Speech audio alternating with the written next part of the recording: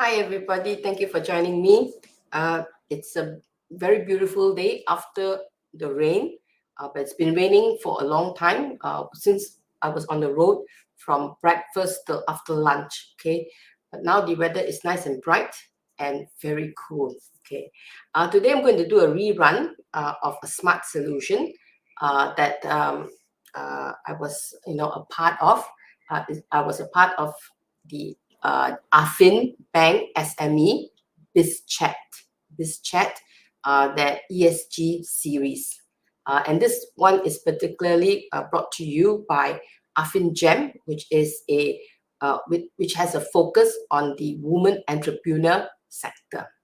I was very lucky. I was able to have a quick chat with two very interesting people. One is Jason from the Asli Co, and the other one is Aimi from Alunan Choral project. Okay, so I'm going to cut over to the recording that was done yesterday. Okay, and how we had a very, very good chat, about ESG, environmental social governance, and CSR, corporate social responsibility. So here I am together with this chat. All right, here we go. Hi, everybody. Thank you for joining us. It's really nice to be here today. It's a very nice day, bright and shiny, and no sign of rain yet. I'm very, very excited today. I got Jason, old friend from Asli Co. Hi, Jason. And I've got Aimi. This lady has got a dream job, so we'll talk to her in a little while. I'm Jade from the Artisan Haven. I spent 40 years in banking and now retired, and I run a Artisan digital mall. But more about that later, what we are doing with the artisans. First of all, thank you very much to AFFIN Bank SME. And this AFFIN Bank SME BizChat is brought to you by AFFIN Gem. And AFFIN Gem is very special. This one is for women entrepreneur sector. All right. So today we're going to talk a little bit about what we are doing in terms of social enterprise. And I think both of you are really into this business. Okay. Very quickly, a social enterprise, I think, is a business with specific social goals, social objectives. And it serves, the organization has its primary purpose to help social agenda. And the business always seeks to maximize profits, but also maximizing the benefits to society and environment. And the profits principally are used to fund social programs. So here we are today, very happy to talk to Jason and Aimi. Jason, I think you and your partner Zin has been doing some really, really creative work, and Zin is really, really creative. And for ladies and gentlemen, for your information, Jason Wee is the co-founder of the Asli Co. All right, and Asli Co is something that is done very special and it's very creative product. So with that, we cut over to Jason first, and let Jason introduce the Asli Co. So over to you, Jason. All right, thank you very much, Jade. Thanks a lot, AFFIN Bank, for having us here as well. Thanks for the introduction as well, Jade. So yeah, like you mentioned, my partner is the creative brain behind the Asli Co. So yeah, it's been 3 years since we started the Asli Co. So what we do is we teach orang Asli mothers to work from home because work opportunities are limited. So we bring the work to them to make items such as these. Lavender eye pillows and also linen sprays. So these are items that they make from home. What we do is we bring all the products. What we do is we bring all the raw materials to them, the equipment, the training as well, so that they can work from home to keep their kids in school. By earning income, they can keep their kids in school. Yeah, very, very interesting. I think they make something so relevant. Eye pillow. All of us are working stress, right? So we need to rest our eye so much. I look at the computer screen the whole day, all right? So very nice to eye pillow to rest. So Jason, the eye pillow can be both hot and cold, right? Do you have an open one for us to see? Oh yeah, exactly. So you can use it hot, you can use it cold. either just heat it up in a microwave or leave it in the freezer. We personally like to use it after leaving it in the freezer because it's really it's nice for tired eyes. We stare at computer a lot, so this is how it looks when you open it up in the box. Just put it on your face. Wow, cool. And Or then you and heat so many colors to choose from, right? My favorite is the turquoise one, right? And this lasts very long, right? I think people have been using it for months, right? Yeah, we actually have been using ours for 2 years. We leave it in the freezer, so it stays nice and fresh. Every time we want to heat it up, we just dump it in the microwave for 30 seconds, heat it up, and it's ready to go. So it helps a lot with sleep. So these two products here are very complementary and are what currently people want in the market, something to relax. So Relax. a lot of banks are purchasing it for their for their employees to relax at home. Wow, talking about relaxation and chill out, we must talk to Aimee lah, right? Aimee, you have the dream job. You know, Jason, she's stationed at Pulau Perhentian, right? And she travels to all the dive sites where there is coral. Can you imagine what a wonderful job that is? And so we in KL are trying to chill. She's chilling, right? So let's cut over to Aimee, and maybe Aimee, you can tell us a little bit about what you do and make all of us jealous lah. Over to you, Aimee. Thank you so much, Jade. Yes, and like you said, I really enjoyed what I do here, and I take pride in what I'm doing. So I'm Aimee from Alunan Project. So we are based in Alunan Resort in Pulau Perhentian Kecil. So before I continue talking, I think it's important for us here to know what is coral. So Jade and Jason, let me know, what do you think what is coral? Oh, coral! Wow, something beautiful. What is coral? Plants of the ocean. Yeah, calcified. I hope so. My thing is calcified remains from living creatures. Actually, you are halfway there. So corals are actually animals. You are correct when you mentioned about calcium carbonated skeleton. So this is a skeleton, and each of the tiny dots that you see here is actually one animal. So the entire colony is actually made up from thousands, perhaps millions of individual animals. Wow. And coral, they are considered as the reef builder because they have this structure that actually builds the foundation of the reef. If the audience don't already know, Malaysia is actually located in the Coral Triangle area, which is the world's top biodiversity hotspot in the world. Our marine diversity is actually even higher than Great Barrier Reef, although our area is quite small, right? But the diversity is much higher. That's why we do have a lot of visitors, all right, and tourists and people who come to dive, all right, and to visit our coral reefs. Very famous, right? Yes. So talking about corals and the project that I'm doing right now, we already have 5 nurseries in Perhentian, and generally in Malaysia, each of the islands have their own coral nursery by the local authority, by the local marine park law. This project was actually kicked off in 2019, and it is an initiative by Alunan Resort itself, by our environmentally conscious directors. So the goal of this project is actually to restore the damaged reef around Perhentian, as well as raising the awareness, especially amongst Malaysians who actually didn't realize that Malaysia is actually one of the top biodiversity hotspots in the world.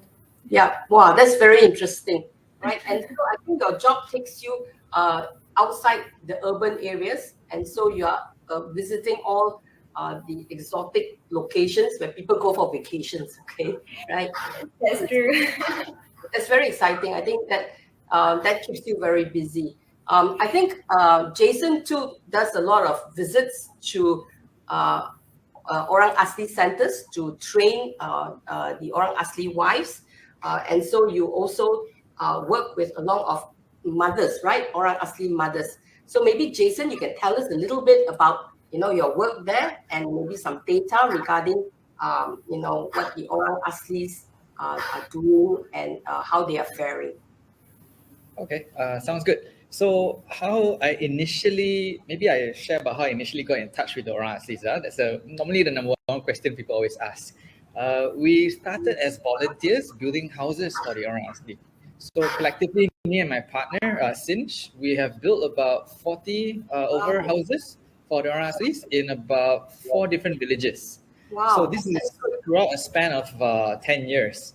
So throughout this time, working with the Orang Asli very closely, we found that not only do they have issues with housing and also clean water, but the number one issue they face is that a lot of their kids are dropping out of school. And according to statistics, 2019 statistics from the Ministry of Education, the number is 24.6%. That's the number of kids who drop out of school. And comparing that to the urban kids, it's only 0.29%. So that's a difference of 84 times. Yeah, and that's just what's reported. It's reported 24%, but the Orang Asli, the Ketua Kampongs will tell us it's about 50%. So it's a very high number, and the reason is because they just don't have enough cash. So we asked them, how much does it take to actually keep a child in school? It's only 150 ringgit per month. And that may sound very little to us city folk, but to a Orang Asli family whose household income is about 800 ringgit per month, 150 a month for one child is a lot, because they have 3 to 4 kids as well. So we were thinking, how can we, help them keep the kids in school? We could have donated, but how much could we have donated, right? That we couldn't help many kids doing that. So hence why we thought, why not we bring a business to them? So we initially started with cement pots, and we went to Kak Anisa's house, and she's a lady who we built a house for, and we were like, hey Kak, nak buat duit tak dengan cup plastic? So we started with bubble tea cups, and we started making cement pots, and that's how the Asli Co started. Wow. Yeah, that's very interesting. Yeah, and fast forward 3 years later, from that one product, we have more than 20 over products now. And one mother, Ayu, our top mother in the most hardworking mother in Kampung Kuang, she makes about 3,000 ringgit per month. Wow. Yeah, from making nothing. Most of them were housewives because there's no work opportunities near the kampung, right? And they needed to stay near the kids to take care of them. So when we brought work to the kampung, it massively changed their lives. So now you see them with motorbikes, with nice remodeled houses. Last time got broken tingkap and everything. Now it's like, wow, what a big change. Got rice cookers as well. Wow, that's really very, very good. And that's what we are talking about in ESG, environmental sustainability governance, ESG projects. Right. So Jason is so correct that it's not about giving people money like charity, but it's how we build sustainability. And sustainability can only be built if it is recurring and it generates income. Right. Yeah. So really kudos. Yeah. Kudos. Yeah. I think Jason, you guys hit the right point. Yes, go on. Can I add on? What we want is to inculcate this mentality that we want them to earn with dignity instead of just relying on handouts all the time. So yeah, it's lovely to hear them wanting to work now. Excellent. And I think that's the message to everyone who's listening. If you're wondering what ESG is and why we must build sustainable or sustainability, it's like that. It's exactly what Jason talks about. It's not about giving people 150 ringgit, but it's helping them to be able to earn that money on a consistent basis and rebuilding that life, rebuilding the opportunities, right? On the other hand, what we have is Aimee, who's also doing a different type of rebuilding, right? And our natural resources and our our coral reef, which we should be very proud of, also needs a little bit of help and rebuilding. So I cut over to Aimee now. Maybe Aimee can tell us a little bit about the Alunan Coral Project. You are a marine biologist, and you are actually helping, the organization is actually helping rebuilding reefs in Malaysia. Why do they need to be rebuilt? What are you doing? And how much are you doing? Over to you, Aimee. That's great. I think Jason and I have a similarity in the sense that we are also actually using a cement pot, actually, Jason. This is actually the coral pot that we are using to plant the coral. So it's a cement pot. Wow. Hold on, Gail. Can you give the spotlight to Aimee so that we can see the cement pot in more detail? Yeah, I'd love to see that too. Yeah, good. All right, Aimee, show us again. Wow. Oh. So that's the pot that we use, and this is the coral that already attached and grown over the cable tie that we tie the coral onto. Wow. That looks beautiful. It is even more prettier when it's alive. This one is unfortunately a dead one. Okay. But yeah. Do you sell those corals, Aimee? What's that? Do you sell those corals? We don't, but we do have adoption programs where people can adopt, and we plant them in our coral nursery, which is located just out here, that you guys can visit too when you come over. So yeah, it's an amazing work, and I think the response that we have been getting from guests, especially those who have kids, little kids, I think they have been getting a very good input as well in return when they come and visit us. So to rebuild your coral reefs, you basically create these cement pots. You plant live coral, and then you put it back out into the sea. Is it?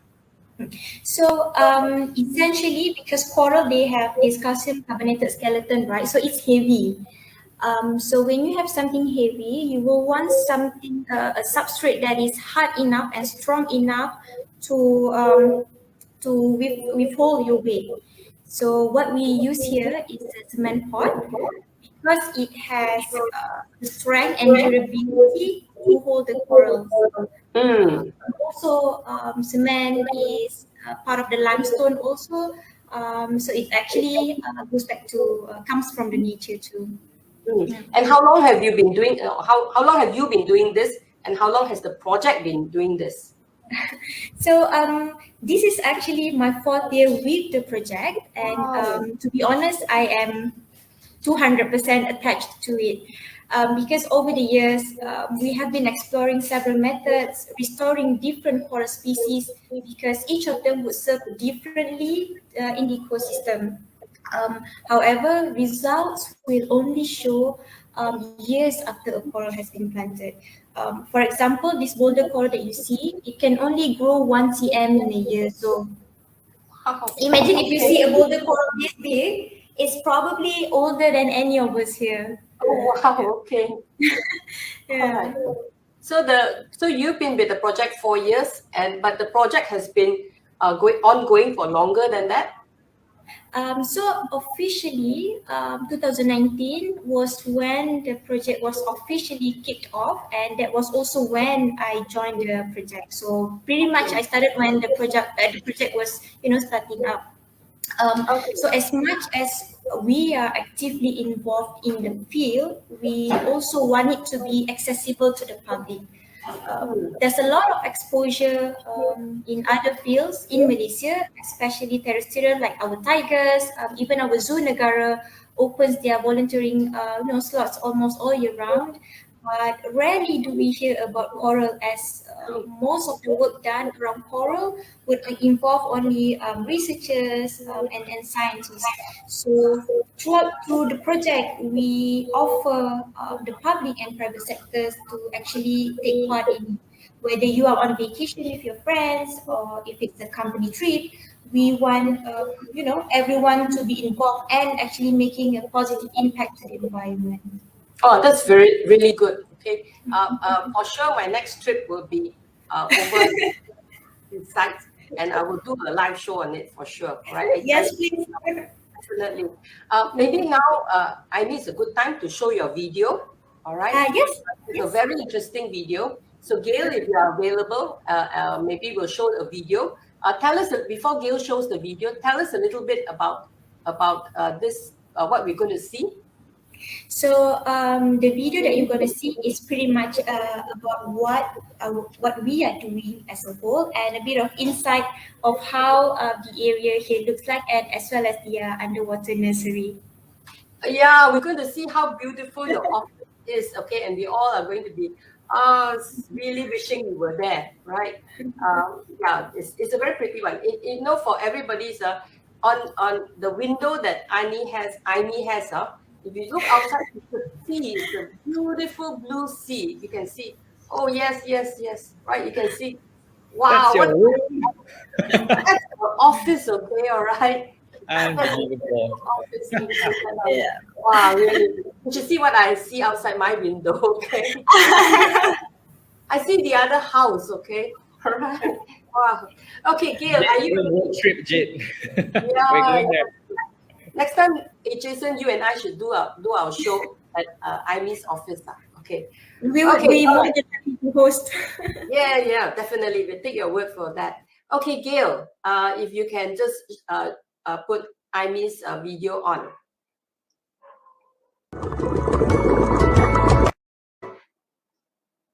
Gail.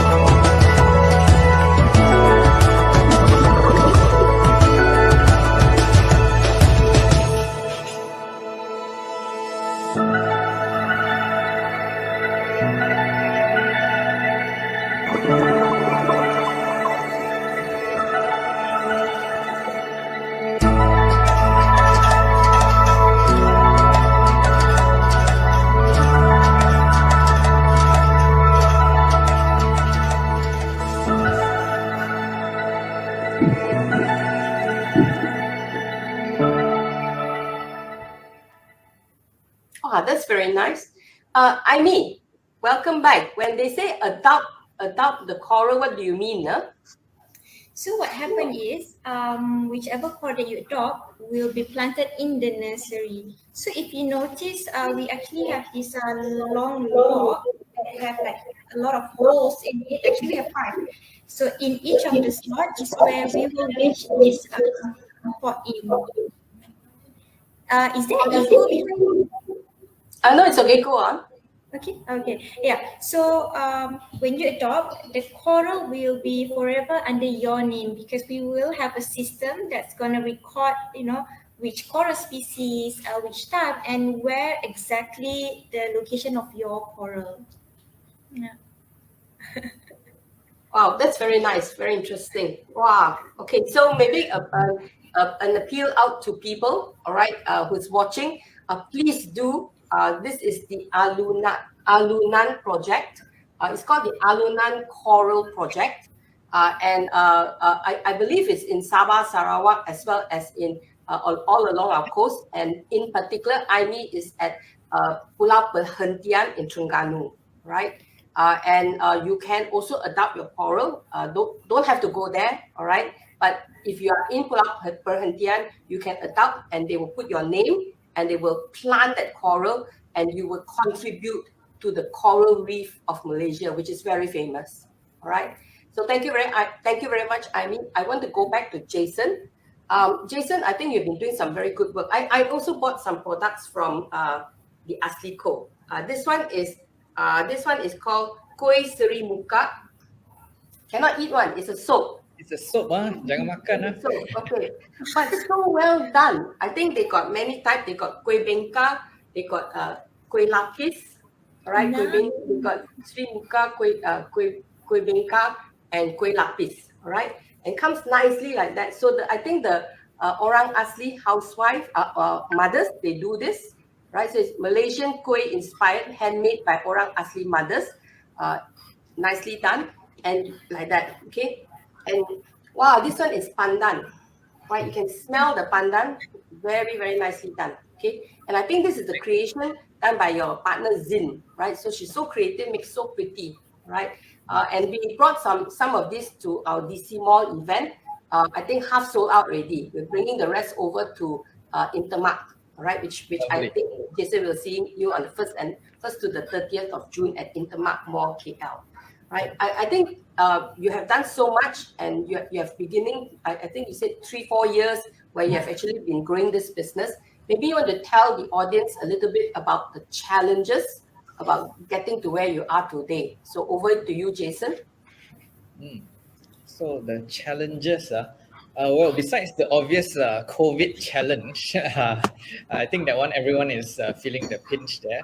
But I think one of the things that I would like to highlight is the challenge that people think we are a charity, you know. So as you mentioned earlier, we are a social enterprise. So it is a crossbreed between a charity and a for-profit business. But people do think that we are a charity, and they're very shocked to hear that we are a for-profit business. But we want to say that we don't rely on donations, because donations can stop and they can run dry. And when that happens, right, there is no longevity to the project, to the goal that we want to do, to the impact that we want to create as well. So profit does drive innovation. That's why we get to make different products, like our cement pots here as well. Yeah. Wow, so And, pretty. yeah. So that profit drives growth and innovation lah. And in the long run, the more products we have, the more Orang Asli mothers that we get to impact and help. So that is one of the challenges. We would like to, help educate people on what actually is a social enterprise. So we are looking towards doing more YouTube videos and Instagram reels to do more educational sharing about social enterprises. Yeah.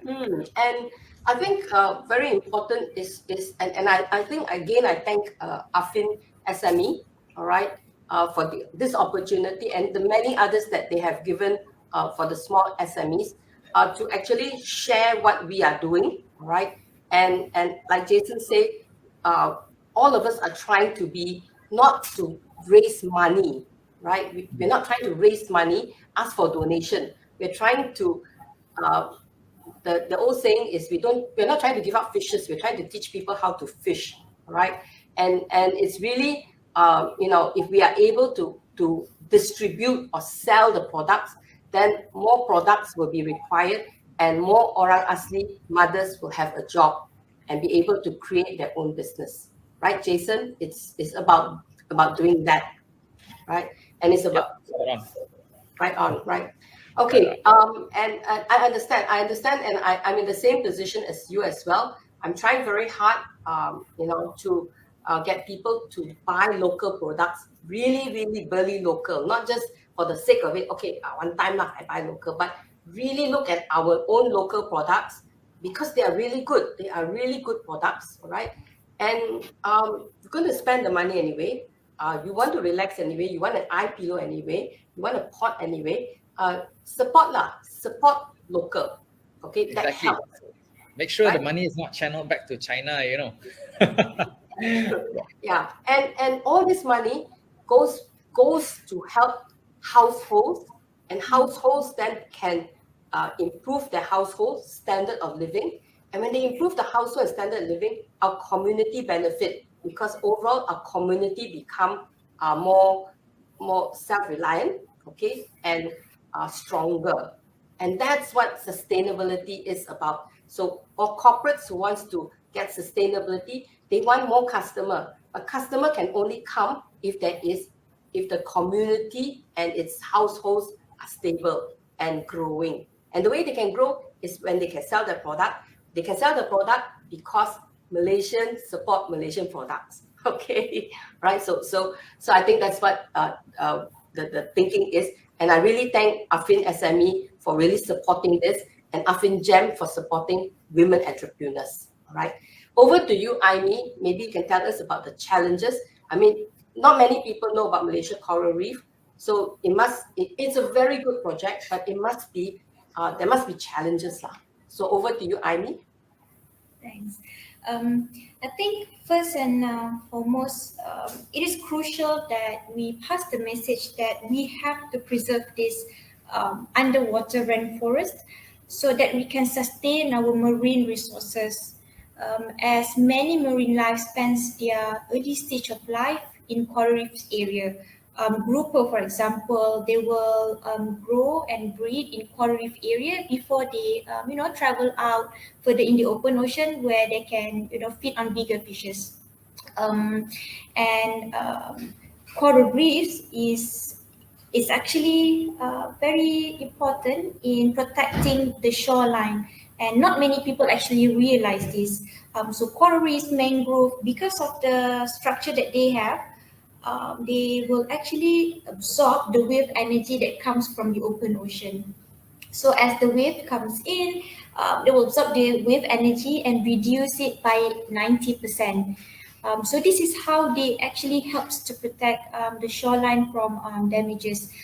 If you guys remember from during the tsunami in 2006, after the devastating event, people were talking about how we should be restoring more mangrove. So we have to educate people, and we all have to work together so that we can achieve this mutual goal, which is conserving the environment so that we all can benefit from it as well. Like you already know, I am in the tourism industry as a marine biologist, because coral reefs actually plays a huge role in tourism. It provides aesthetic values to people who enjoys nature, and at the same time, it generates the local economy from hoteliers, snorkeling operators, food vendors, and as well as transportation. So we want people to be aware of this and actually taking steps to protect this very fragile environment. However, conservation costs money. For example, to deploy our initial coral nursery, which weighs about, I think it was around 3 tons each, it requires special equipment like the marine barge, a crane, just to initiate the program. That alone has cost us about 150,000 ringgit. And this does not include the 5 marine biologists' salary that it takes, to run the project. And not many people realize these hidden costs. So for the long-term success and viability of the project, we require funding, just like a startup. And just like any other business, we need income and also have expenses. If I can share a bit more, currently our funding mainly come from our coral adoption, our merchandise like the rash guard that I'm wearing right now, so that you don't wear coral killing sunscreen when you swim in the ocean, as well as public participation in our green snorkel initiatives. However, we also intend to work with corporations, larger corporations, as their participation will allow us to scale faster and have more, effective outcome. Wow, that's very interesting. All right. I think we talk about preserving our environment. We talk about helping orang asli, but at the same time, we also need to look after our coral reefs because they do so much for us. They do so much for us, protect us from the waves, absorb the wave impact, be the feeding ground for the fishes, right? And that they help us. I think it's time we give back as well.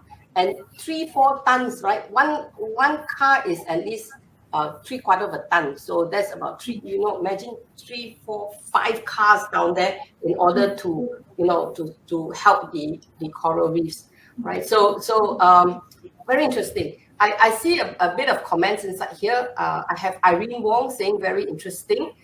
There's a Tang Wen Ying, Vera Wong, okay, and Muhammad Amal also say good sharing. And Chi Liha basically asked, can choral sponsorship be done online? And she wants the contact. All right. So if you can, you can also send it to me. I will also publicize it onto my live shows and my chats. Right. If it can be done online. If it cannot be done online, I can help you do it. Well, we don't take commission one. I think Jason know. We can online send it over to you as well. All right. So yes, or you can ask Affin as well. Right. So Liha, we will give you the contact. I think I mean you can just share with us. All right.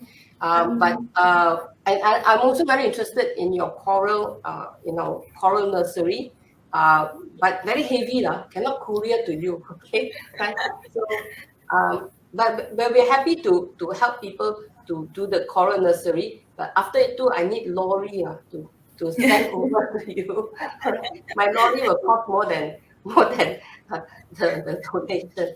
Okay, all right, very good. So I think for the audience, please do help. But we are not asking for money. We're asking for awareness. We're asking for support, and we're asking to help build sustainability. So it's also not about putting money to the coral reefs, but it's really about supporting the rebuilding of our coral reefs.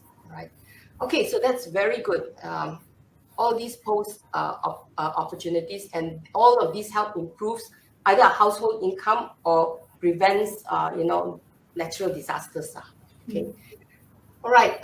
So you talked about and Jason, maybe a very interesting point, especially since this is brought to the audience by AFFIN Gem, which is focusing on the woman entrepreneur sector, which is exactly what the Orang Asli mothers are doing. Maybe you want to talk a little bit more about how all of this. I think you touched on it a little bit. How all of this is elevating the woman's social status in the community. Social status, yeah. Since we started, right, we have actually channeled over 970,000 ringgit towards the Orang Asli communities. That's close to $1 million. Wow. Yeah, in terms of wages, equipment, raw materials, and all that. So it really, I would say, has elevated. Because we see them now with rice cookers. Previously, they used to cook with firewood.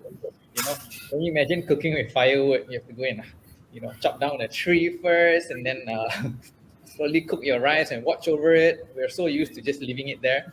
So that's stuff that we take for granted sometimes. Even mattresses. They've gotten mattresses, sofas, really improving their lives. More importantly, a few mothers that we have, they're sending their kids to Chinese school even. So Chinese school, and then they send their kids to tuition for English tuition.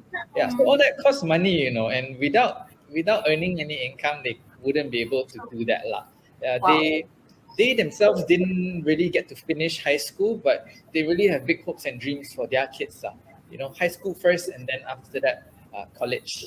Yeah. Wow, that's very good. That's very, very good. So I think kudos to you, Jason and Zin, and the Asli Co. I think you have a small staff force that is focused on this. So kudos to you guys. Congratulations. I mean, this is really good work. I mean, and this is what a social enterprise is.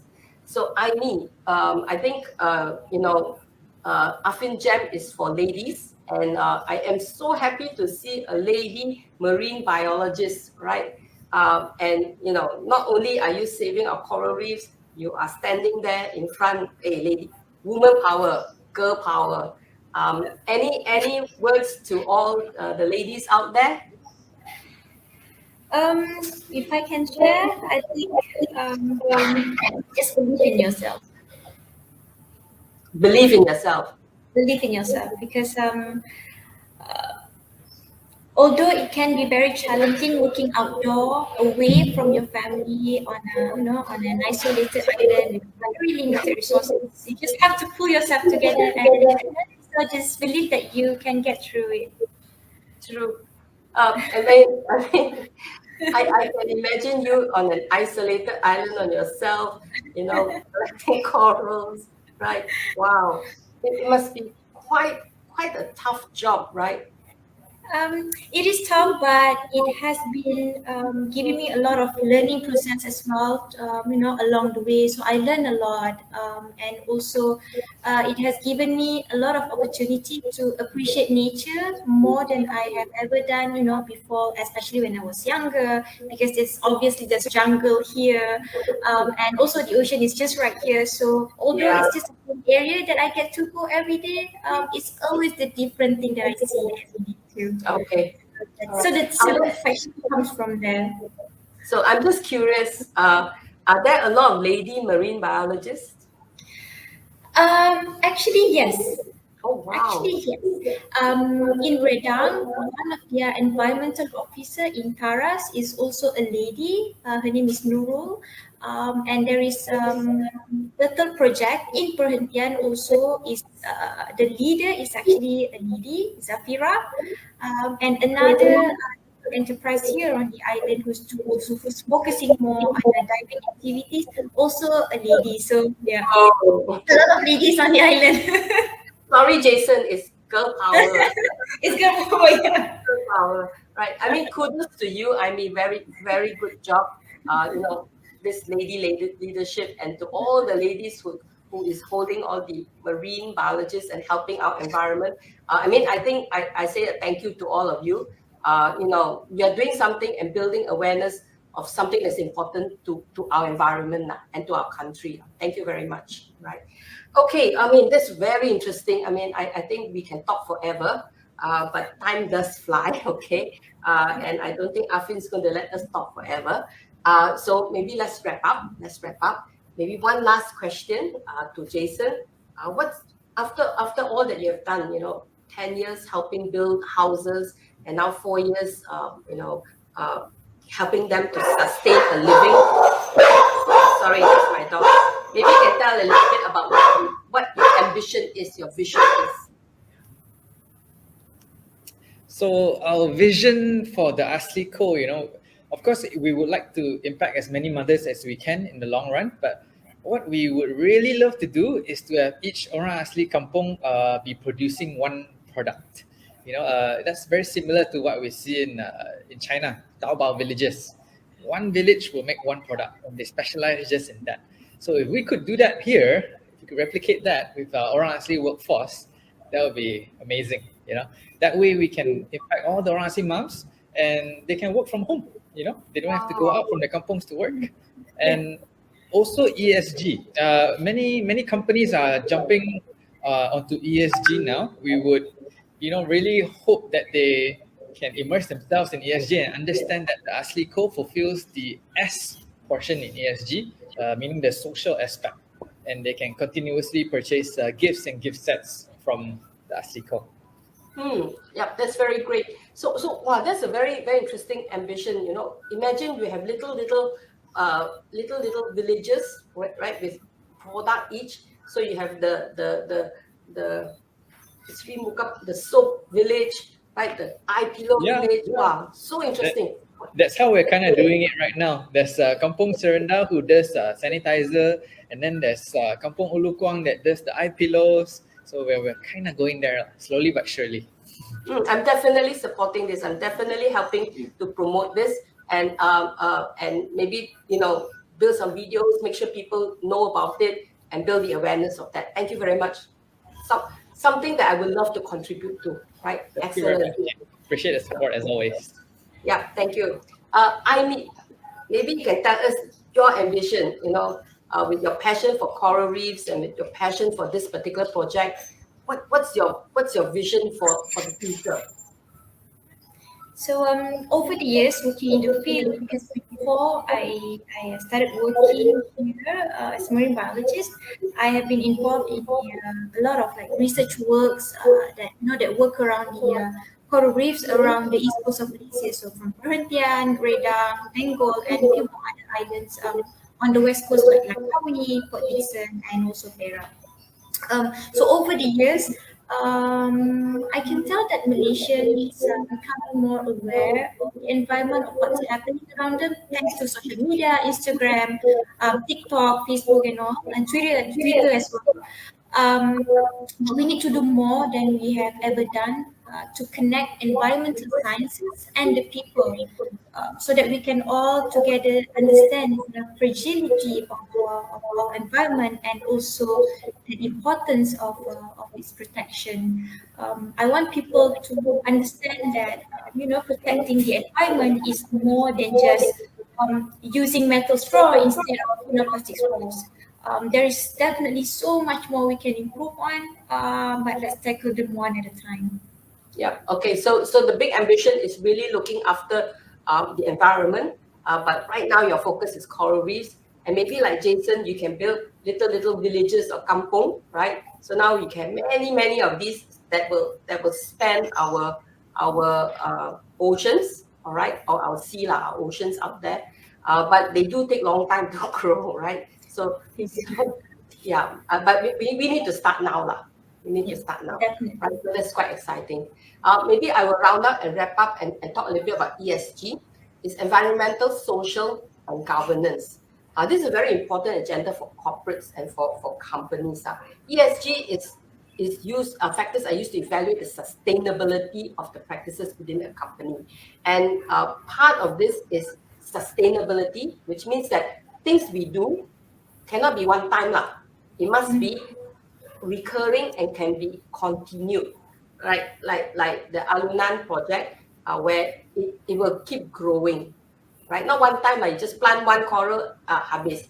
It's got to continue. And very much like Jason, what he says is that from one household become the whole village, and then become 2 village, become 3 village, become 4 village, it can grow, right? And so for me also with the Artisan Haven, I'm also looking at trying to help businesses.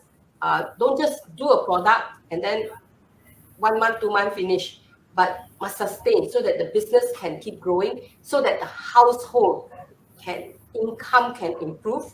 And when the household income can improve, then like what Jason does, and in terms of the environment, people can spend more, buy more things, and the standard of living can go up.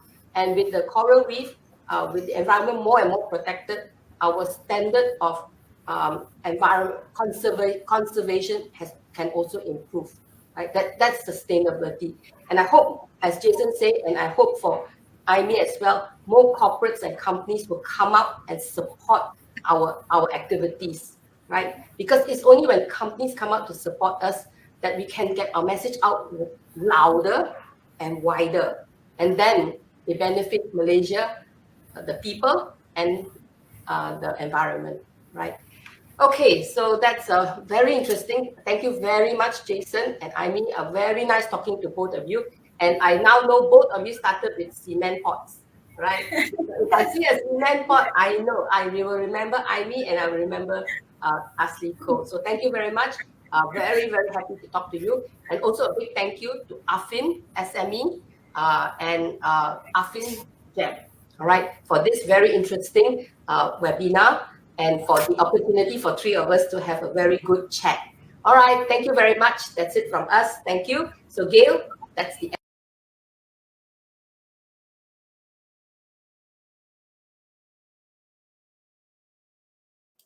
Okay, that was very interesting. Sorry, I was mute.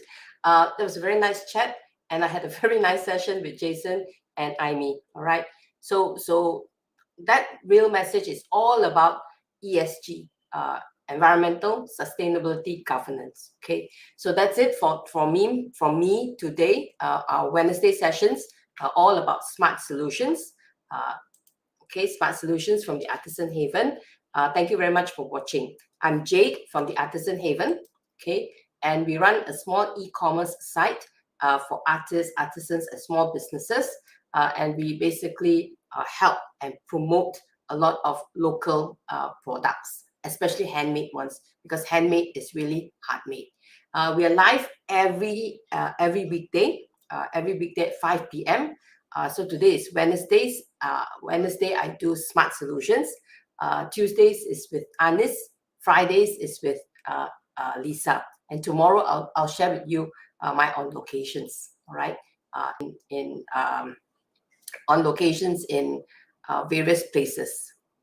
Okay, so that's the end of our show. To end it, I just like to show you our usual video, Shop for Good. artisan.